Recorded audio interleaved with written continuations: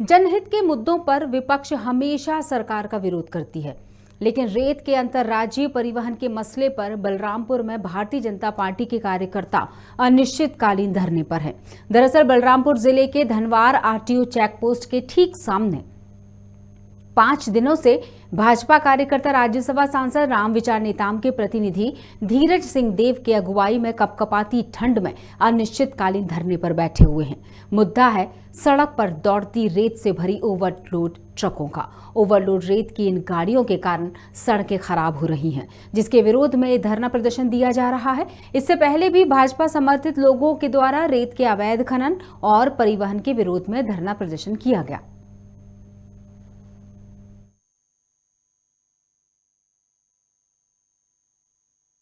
लेकिन जितना भी ना ओवरलोड चलती गाड़ी चलती है उसको जो है नियमतः कार्रवाई की जाती है, चाहे रेत की गाड़ी हो चाहे अन्य गाड़ी हो। तो 7 गाड़ी का हुआ है, तो मुलाकात नहीं हुई है और क्या कहना चाहते हैं ये मालूम नहीं है। आ रहे हैं कि हम लोग का 2 मांग है। एक तो इस जिले में जो अवैध खनन है उसका मामला है और दूसरा ओवरलोड का मामला है। और जब तक ओवरलोड बंद नहीं होता है तब तक हम लोग का यह निश्चित धरना चलते रहेगा। यहाँ पे जो सबसे ज़्यादा शिकायत और सबसे ज़्यादा समस्या आ रहा है रेत परिवहन का। जो रेत से भरी ट्रकें हैं जो जा रही हैं भारी भरकम, वो सबसे ज़्यादा परेशानी उसी से हो रही है। अब आरटीओ के सामने ही जस्ट सामने है, जबकि 5 दिन से कंटिन्यू उनके सामने, उनके कार्यालय के सामने ये हम लोग का टेंट लगा हुआ है। और अगर कोई आरटीओ का प्रभारी ये बोलता है कि हमको इसके बारे में कोई जानकारी नहीं है, तो ये आप समझ सकते हैं कि शासन और प्रशासन कैसा मिलके और किस टाइप का काम कर रहा है।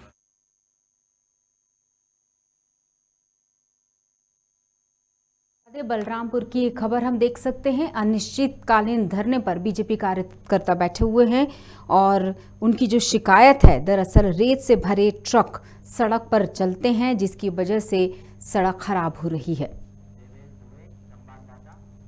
अब हम बात करते हैं बलरामपुर संवाददाता से देवेश दुबे हमारे साथ फोन लाइन पर। देवेश, जिस तरह से ये जो इस बात के मद्देनजर कि आरटीओ के ठीक सामने प्रदर्शन चल रहा है जिस विरोध में, और आरटीओ के सदस्य बोलते हैं कि उन्हें इस बात की जानकारी नहीं, क्या है तमाम माजरा? जी देखिए कांति प्रिया, मैं बताना चाहूँगा 2 वर्ष हो गए लगभग छत्तीसगढ़ सरकार जो है रेत का परिवहन अंतर राज्य कर रहा है, दूसरे राज्यों में रेत को बेचा जा रहा है। इसके लिए सरकार ने कई रेत खदानों की स्वीकृति दी है, लीज पे रेत के खदानों को दिया हुआ है।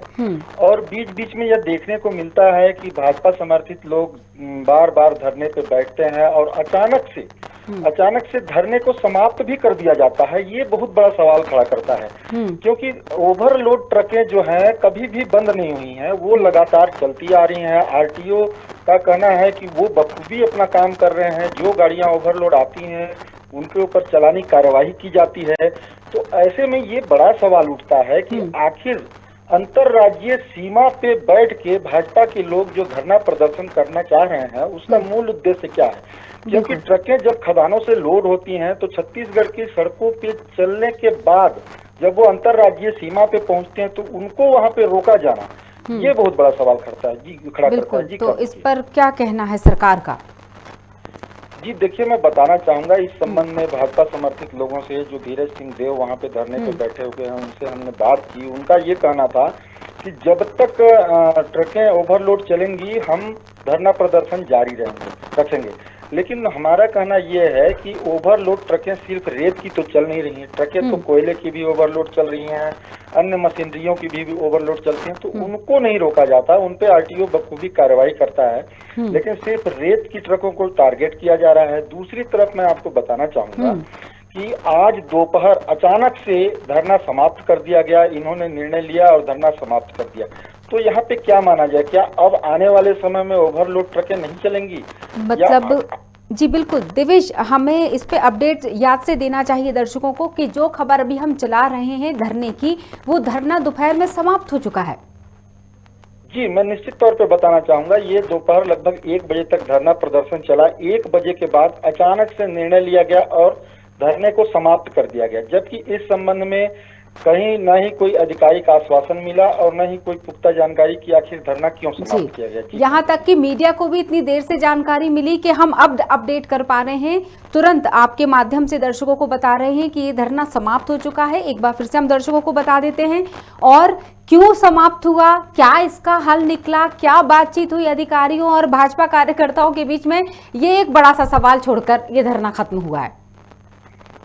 जी देवेश जी, मैं बताना चाहूंगा आपको कि अधिकारियों और धरना करने वालों के बीच में बातचीत हुई या रेत के कारोबारियों और धरना करने वालों के बीच में बातचीत हुई, ये एक अहम मसला बनता है। जी क्रांति, बिल्कुल सही। तो क्या ये धरना इसी तरह से पहले भी मतलब धरना पहले भी चला है और पहले भी इसी तरह से गुपचुप तरीके से वहां से कार्यकर्ता उठते भी नजर आए हैं? तो इसका मतलब ये कि अब ये चीज बोलना चाहिए ना रूटीन में आ चुकी है, आरटीओ को अब आदत हो चुकी है इस धरने प्रदर्शन की, क्या यही इस माना जाए?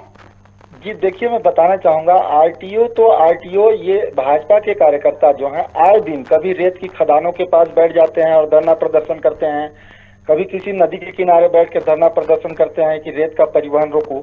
तो मैं बताना चाहूंगा और अचानक से इनके द्वारा फिर समाप्त कर दिया जाता है धरना और रेत का कारोबार बदस्तूर जारी रहता है।